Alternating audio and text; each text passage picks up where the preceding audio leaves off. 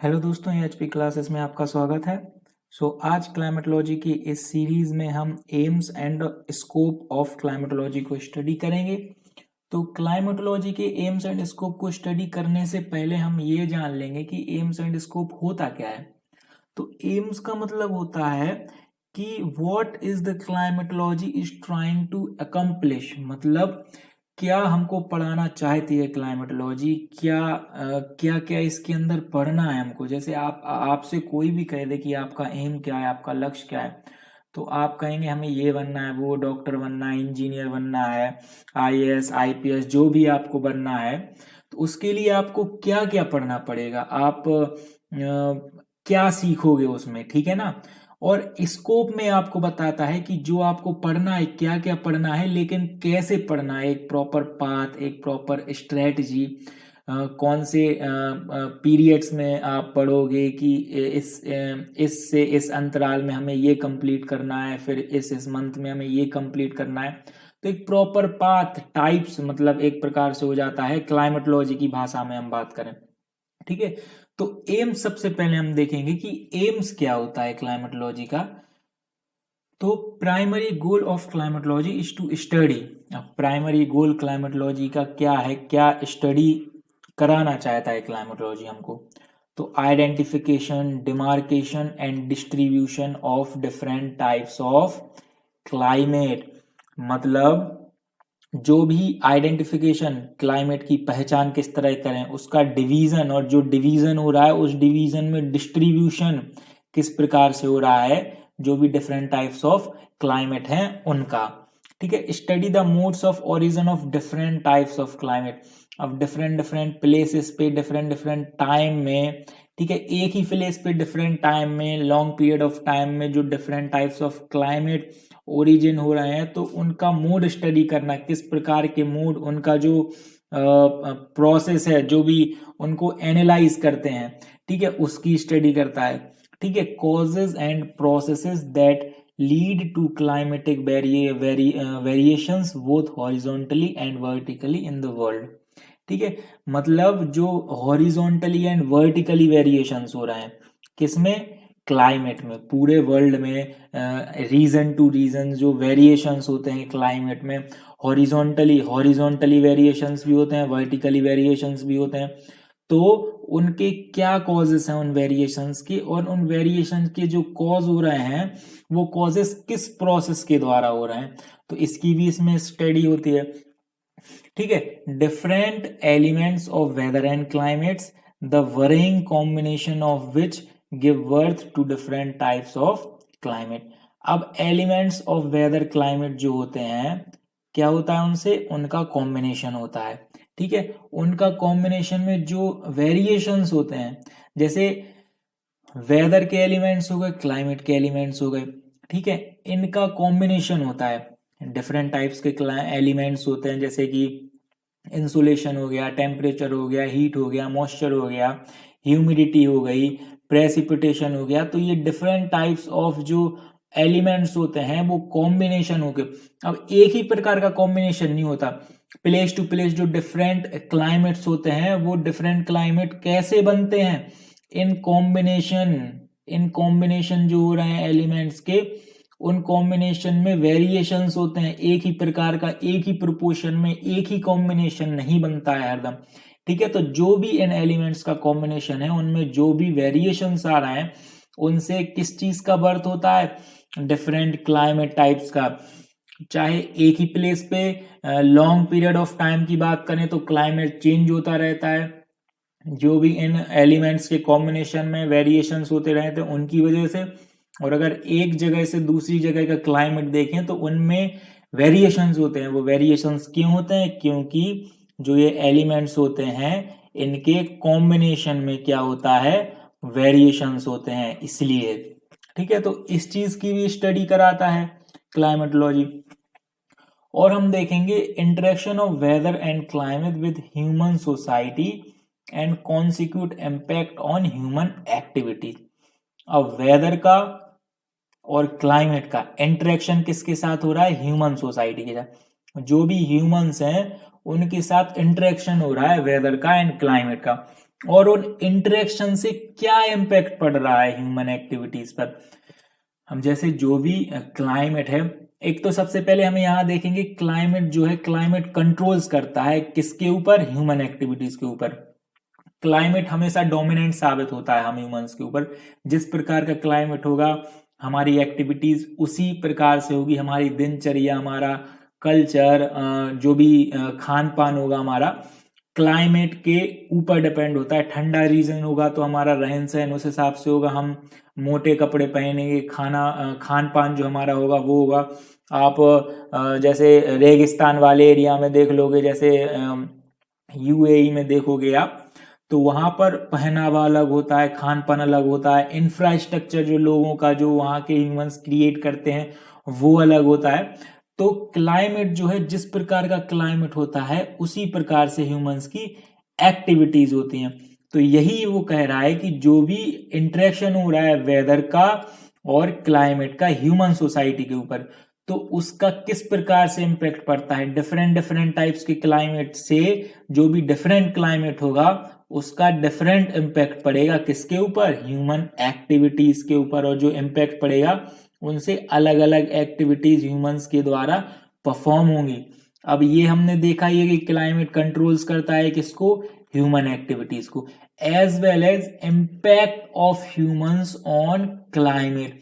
अब क्लाइमेट हमारे ऊपर कंट्रोल करता है, क्लाइमेट का हमारी एक्टिविटीज के ऊपर इम्पैक्ट रहता है, पर हमारा भी जो इम्पैक्ट है, हमारा इम्पैक्ट क्लाइमेट के ऊपर भी रहता है। वो फिजिकल एनवायरनमेंट जो हमारी, हम टेक्नोलॉजिकली एडवांस्ड मैन हो गए हैं, क्या हो गए, टेक्नोलॉजिकली एडवांस्ड मैन, हमारी एक्टिविटीज चेंज हो गई हैं और हम इन एक्टिविटीज के द्वारा फिजिकल एनवायरनमेंट, नेचुरल एनवायरनमेंट को चेंज करने लगे हैं हमारी प्रोसेसेस के द्वारा। जैसे पॉल्यूशन वगैरह हो रहे हैं, क्लाउड सीडिंग वगैरह, हम जो क्लाइमेट को, एनवायरनमेंट को चेंज करने लगे हैं, ग्लोबल वार्मिंग वगैरह होने लगी है।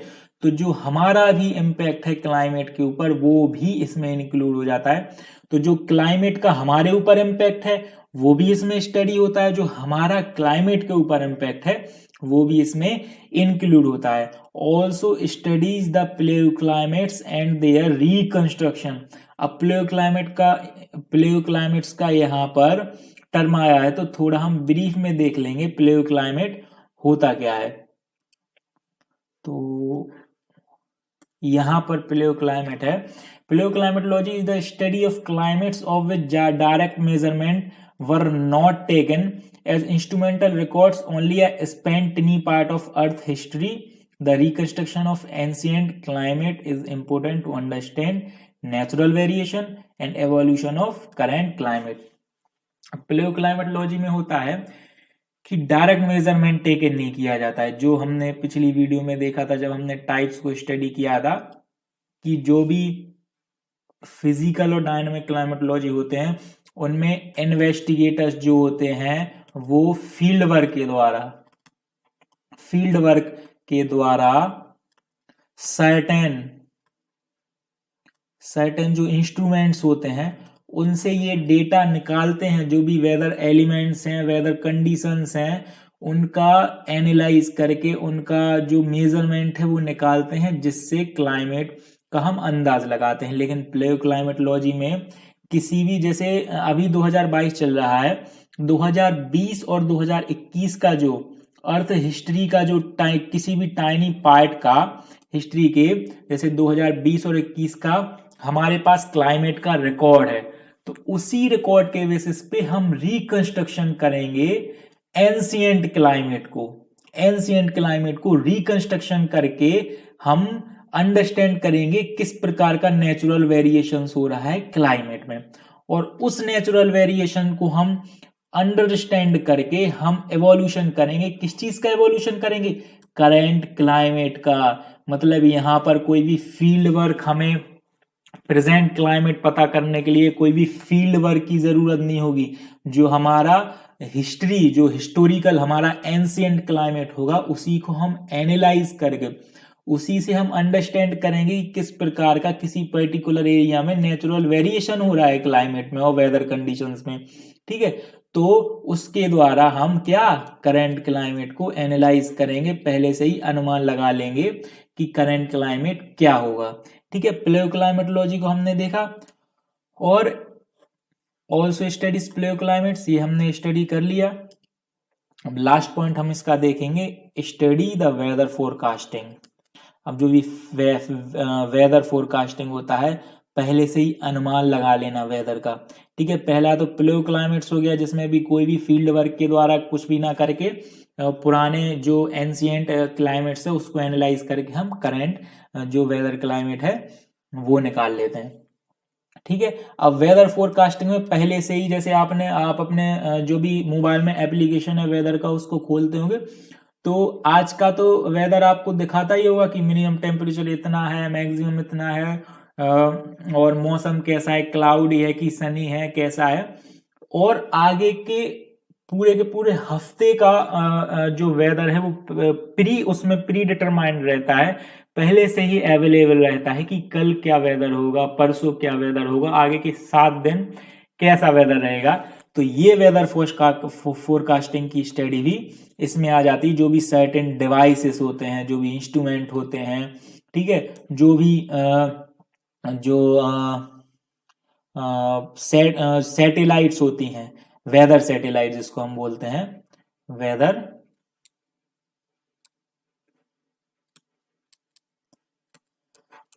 सैटेलाइट से जो भी एक वाइडर एरिया है जो हमारी अर्थ का, ऊपर से हमारे अर्थ के ऑर्बिट से उसको देखा जाता है, उसको एनालाइज किया जाता है, किस प्रकार एरियाज में क्लाउड्स हैं, उन क्लाउड्स का मोशन किस तरफ है। ठीक है, ये क्लाउड्स उड़ के कहाँ जाएंगे, किस एरिया में जाएंगे, तो वहां पर वेदर कंडीशंस कैसी रहेंगी। तो weather forecasting, predetermined weather का सबसे बड़ा सोर्स आज के मॉडर्न टाइम में माना जाता है वेदर सैटेलाइट्स। ठीक है, तो ये हमने यहाँ पर स्टडी किया एम्स क्या होते हैं। अब हम देखेंगे कि स्कोप क्या होते हैं क्लाइमेटोलॉजी के। तो स्कोप सबसे पहले किसी भी डिसिप्लिन का, डिसिप्लिन मतलब चाहे जियोमॉर्फोलॉजी हो जाए, चाहे क्लाइमेटोलॉजी हो जाए, चाहे ओशियनोग्राफी या फिर पेडोलॉजी या फिर जियोलॉजी, कोई भी डिसिप्लिन हो, उसमें जो स्कोप है वो लार्जली डिपेंड होते हैं उसके एम्स एंड ऑब्जेक्टिव पे। कोई भी, जैसे discipline, geography as a discipline हमने 11th क्लास की जो एनसीईआरटी उसमें लिखा हुआ है, जियोग्राफी एज अ डिसिप्लिन, कई सारी डिसिप्लिन उसमें आ जाती हैं, जियोमॉर्फोलॉजी, ओशियनोग्राफी, तमाम प्रकार की अर्थ साइंसेस उसके अंदर आ जाती हैं। इन सबको हम क्या बोलते हैं, अर्थ साइंसेस।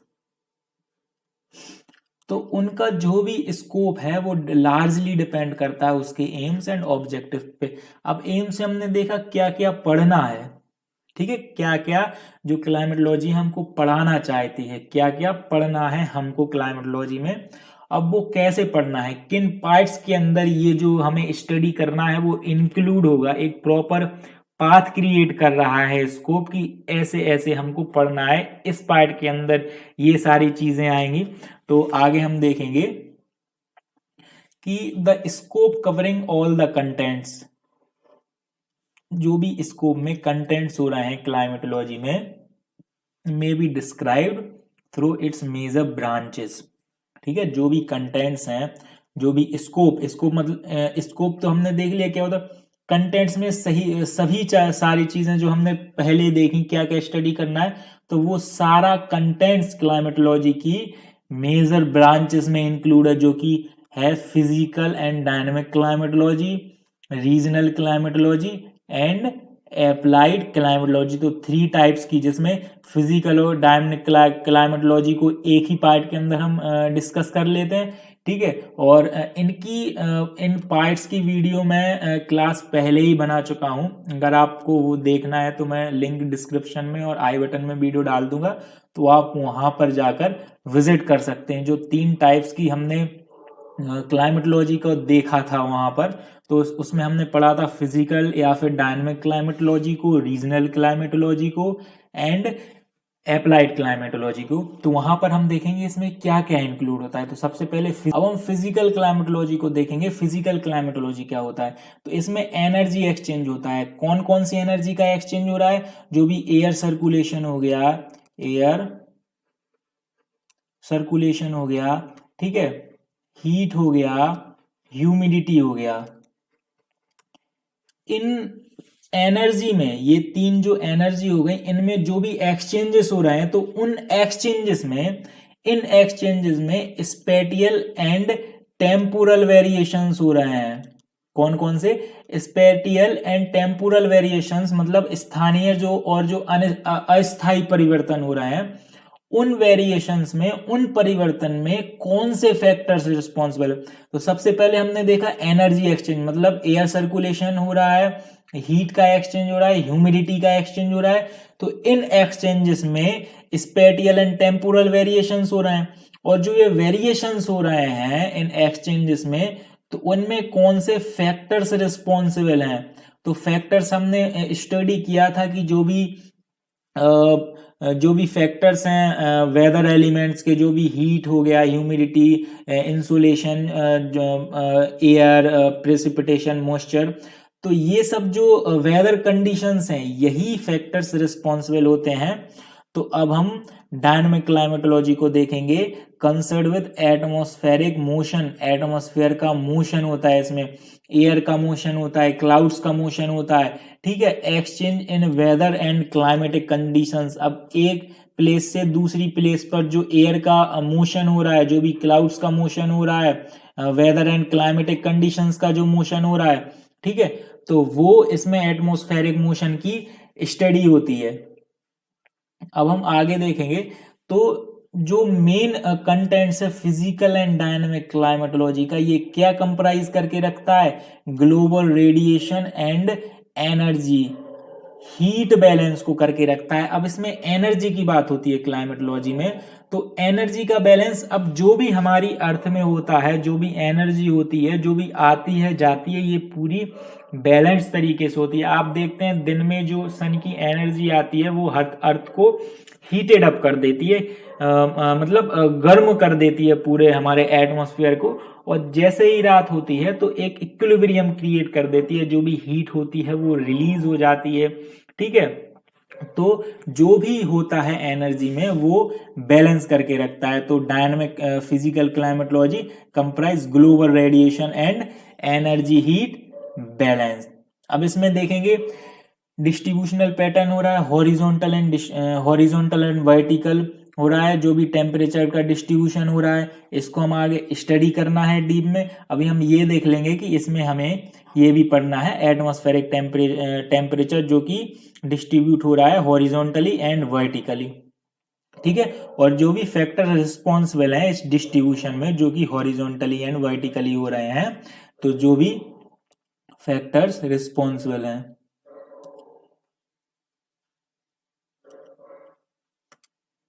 ठीक है। और आगे देखेंगे एटमॉस्फेरिक मॉइस्चर, हम इसमें स्टडी करेंगे। Motions in the atmosphere, air masses हो गए, जो भी फ्रंट्स हो गए, साइक्लोन और एंटी साइक्लोन जो ट्रैक्स होते हैं, ठीक है। एटमॉस्फेरिक एक्सट्रीम इवेंट्स हो गए, ठीक है, जो भी एटमॉस्फेयर में एक्सट्रीम इवेंट्स होते हैं, वो जैसे कि ट्रॉपिकल साइक्लोन्स हो गए, हरिकेन्स हो गए, टॉर्नेडोज हो गए, फ्लड्स हो गए, ड्रॉट्स हो गए, एसेट्रा। अब हम देखेंगे as stated above, regional climatology aims as the study of different types of climate of the world. अब हमने ऊपर देखा था फिजिकल क्लाइमेटोलॉजी को और डायनेमिक क्लाइमेटोलॉजी को। अब रीजनल क्लाइमेटोलॉजी जो पार्ट है, इसमें क्या क्या स्टडी करना पड़ेगा, क्या क्या इसमें इंक्लूड है? तो इसमें डिफरेंट टाइप्स ऑफ क्लाइमेट, इसमें होती है वन रीजन और अदर रीजन की बात, रीजन टू रीजन ये डिफर करता है। तो जो डिफर करता है, जो क्लाइमेट में डिफरेंस होता है one place to another place, उनकी क्या करता है, उनकी स्टडी होता है, स्टडी करता है, ठीक है। जैसे कि इसको माइक्रो क्लाइमेट में इसको डिवाइड किया है, लोकल क्लाइमेट में, मीजो क्लाइमेट में, मैक्रो क्लाइमेट में। मतलब माइक्रो क्लाइमेट छोटा सा रीजन हो गया जहां का क्लाइमेट को स्टडी करता है। लोकल में ऐसे ऐसे ऐसे कई मिलके क्या एक लोकल क्लाइमेट क्रिएट करते हैं, ऐसे कई लोकल क्लाइमेट मिलके एक मीजो क्लाइमेट क्रिएट करते हैं, और मीजो क्लाइमेट कई सारे फॉर्म करके एक मैक्रो क्लाइमेट, जिसमें कि लार्जर कंट्रीज का भी क्लाइमेट इंक्लूड होता है, इवन कॉन्टिनेंट्स को भी हम मैक्रो क्लाइमेटिक एरिया में इंक्लूड कर लेते हैं। इन पर भी हमने डिटेल्ड वीडियो बनाई है, जो कि उसी जो टाइप्स एंड सब डिविजन्स हैं क्लाइमेटोलॉजी की, जो हमारी वीडियो है उसमें हमने डिटेल्ड में एक्सप्लेन किया है। ठीक है। Climatic classification fall under 3 broad categories.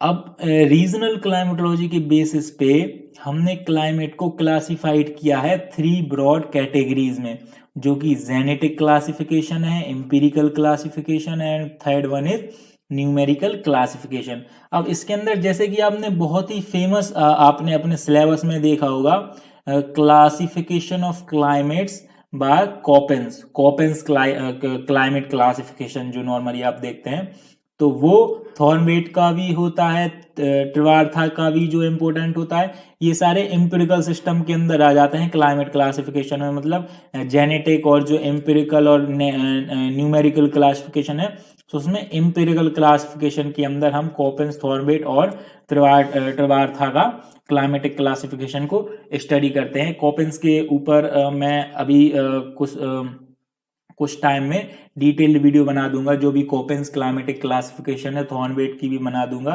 ट्रिवार्था की भी बनाऊंगा। ठीक है। अब जो genetic system of climatic classification is based on either physical determinants or air mass dominance as started by Oliver Hendor. अब कॉपेंस इन तीनों ने तो एम्पिरिकल क्लासिफिकेशन किया, और जो ओलिवर एंड हेंडोर हैं उन्होंने क्लाइमेट का क्लासिफिकेशन किया जेनेटिक क्लासिफिकेशन में। जो एम्पिरिकल का तो कर दिया इन्होंने, ठीक है। अब जो जेनेटिक क्लासिफिकेशन किया क्लाइमेट्स का, वो ओलिवर एंड हेडोर ने किया 2003 में। अब लास्ट हम देख लेंगे एप्लाइड क्लाइमेटोलॉजी की। तो जब हमने एम्स देखा था, तो हमने स्टडी किया था कि जो इम्पैक्ट हो रहा है क्लाइमेट का ह्यूमन एक्टिविटीज पे, ह्यूमन सोसाइटी पे, तो वो पूरा का पूरा जो कॉन्सेप्ट है वो एप्लाइड क्लाइमेटोलॉजी के अंदर आ जाता है। अब हम आगे देखेंगे क्या क्या इसमें इंक्लूडेड है। ठीक है। इसमें सबसे पहले इंक्लूड है जो भी इम्पैक्ट हो रहा है किसका, क्लाइमेट का, किसके ऊपर, ह्यूमन एक्टिविटीज के ऊपर एंड ह्यूमन सोसाइटी के ऊपर। तो सबसे पहले याद करने वाली बात यह है अप्लाइड क्लाइमेटोलॉजी में कि क्लाइमेट का इम्पैक्ट जो भी पड़ रहा है ह्यूमंस एक्टिविटीज के ऊपर और ह्यूमन सोसाइटी के ऊपर, उसकी स्टडी एंड जो ह्यूमन रिस्पॉन्स करते हैं हम इस क्लाइमेट को, मतलब जो भी क्लाइमेट है, अब क्लाइमेट के हिसाब से ही हमें रहना पड़ेगा। तो रहने के लिए क्लाइमेट को रिस्पॉन्स करेंगे कि हम ऐसे रहना है, हमें ऐसे खान पीन करना है, खान पान हमारा ऐसा रहना है, हमें ऐसा पहनावा करना है, ऐसा हमारा कल्चर रहेगा। सभी चीजें जो होती हैं वो क्लाइमेट पर डिपेंड होती हैं। तो जो हम रिस्पॉन्स देते हैं क्लाइमेट को, ह्यूमंस जो रिस्पॉन्स देते हैं क्लाइमेट्स को, उसकी स्टडी आ जाती है। मेनली जो फिजियोलॉजिकल एंड साइकोलॉजिकल होता है, जो शारीरिक एवं मनोवैज्ञानिक जो हम रिस्पॉन्स देते हैं, वो आ जाता है। Significant relationship between climate and human activities and society. अब यहाँ पर रिलेशनशिप बता रहा है, कुछ एग्जाम्पल्स बता रहा है कि क्लाइमेट और किन किन चीजों के बीच रिलेशनशिप यानी कि इंटरेक्शन हो रहे हैं। तो क्लाइमेट एंड ह्यूमन के ऊपर, जो ह्यूमन एक्टिविटीज के ऊपर इंटरेक्शन आ रहा है, क्लाइमेट एंड ह्यूमन सोसाइटी के ऊपर जो इंटरेक्शन हो रहा है, ठीक है, रिलेशनशिप हो रहा है, क्लाइमेट और हेल्थ का हो रहा है, क्लाइमेट एंड सिविलाइजेशन का इंटरेक्शन हो रहा है, क्लाइमेट एंड एग्रीकल्चर का इंटरेक्शन हो रहा है, क्लाइमेट एंड इंडस्ट्री का हो रहा है, क्लाइमेट एंड जो भी ट्रांसपोर्टेशन एंड कम्युनिकेशन होता है, एटसेट्रा, इनके बीच जो भी रिलेशनशिप होता है, इनकी भी स्टडी करता है। अब effect of human activities on atmospheric environment, जो भी एनवायरमेंट, फिजिकल एनवायरमेंट, जो भी एटमॉस्फेरिक एनवायरमेंट है, उस पर क्या इफेक्ट पड़ रहा है ह्यूमन एक्टिविटीज का।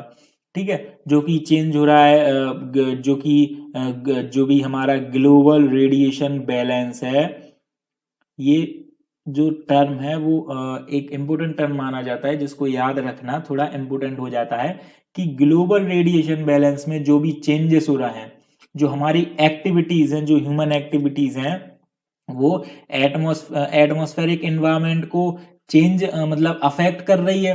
कैसे अफेक्ट कर रही है कि ग्लोबल रेडिएशन बैलेंस को चेंज करना, जिससे ग्लोबल वार्मिंग होती है। ठीक है, ग्लोबल रेडिएशन बैलेंस को चेंज करके ग्लोबल वार्मिंग हो रही है, जिससे क्या होता है, ग्रीन हाउस जो गैसेस होती हैं, ग्रीन हाउस गैसेस कौन सी होती है, मेनली कार्बन डाइऑक्साइड होती है एंड मीथेन होती है, कार्बन डाइऑक्साइड एंड मीथेन। तो इन ग्रीन हाउस गैसेस से जो एक अलार्मिंग रेट, इनका अलार्मिंग रेट मतलब एक पहले क्या रहता था, ग्रीन हाउस जो गैसेस होती है ये प्रॉपर हीटेड अप करके रखती थी हमारी अर्थ को, लेकिन ये एक अलार्मिंग रेट हो गया, मतलब कुछ ज्यादा ही हीटेड अप होने लगी हमारी अर्थ, जिससे ग्लोबल वार्मिंग, जो ग्लेशियर्स हैं वो पिघलने लगे हैं। ठीक है, और भी एसिड रेन होने लगी है, वो पॉल्यूशन का अलग कॉन्सेप्ट हो जाता है। ठीक है, ओजोन लेयर जो डिप्लेशन हो रहा है, जिससे जो यूवी रेज है वो हमारी अर्थ में एंटर करने लगी हैं, जिससे कई हार्मफुल इफेक्ट्स हमारे ऊपर पड़ने लगे। तो जो ये सब जो हो रहा है, जो इम्पैक्ट हो रहा है ह्यूमंस का नेचुरल एनवायरनमेंट पे, एटमॉस्फेरिक एनवायरनमेंट पे, तो ये भी एक मेजर कंटेंट्स बन जाता है, इसको भी इन्वेस्टिगेट करना अप्लाइड क्लाइमेटोलॉजी में। तो ये सब अप्लाइड क्लाइमेटोलॉजी में, मतलब जो भी क्लाइमेट का इम्पैक्ट है हमारे ऊपर या हमारा इम्पैक्ट क्लाइमेट के ऊपर है, तो वो अप्लाइड क्लाइमेटोलॉजी के अंदर आ जाता है। ठीक है, presently climatic change and weather forecasting have more focused contents of climatology. अब क्लाइमेटोलॉजी में जो भी क्लाइमेटिक चेंजेस हो रहे हैं, जो भी नेचुरल चेंजेस हो रहे हैं, या फिर जो हमारे ज्यादातर जो हार्मफुल चेंजेस हो रहे हैं वो हमारे द्वारा ही जो क्लाइमेट में हो रहे हैं, और वेदर फोरकास्टिंग, जो भी अर्थ सैटेलाइट्स हैं या फिर कोई भी एप्रोप्रिएट जो इंस्ट्रूमेंट्स हैं उनके द्वारा वेदर को फोरकास्टिंग किया जा रहा है। आज के डिजिटल टाइम में, आज के एडवांस टाइम में जो वेदर सैटेलाइट्स हैं उनसे वेदर फोरकास्टिंग में सबसे ज्यादा मदद ली जाती है।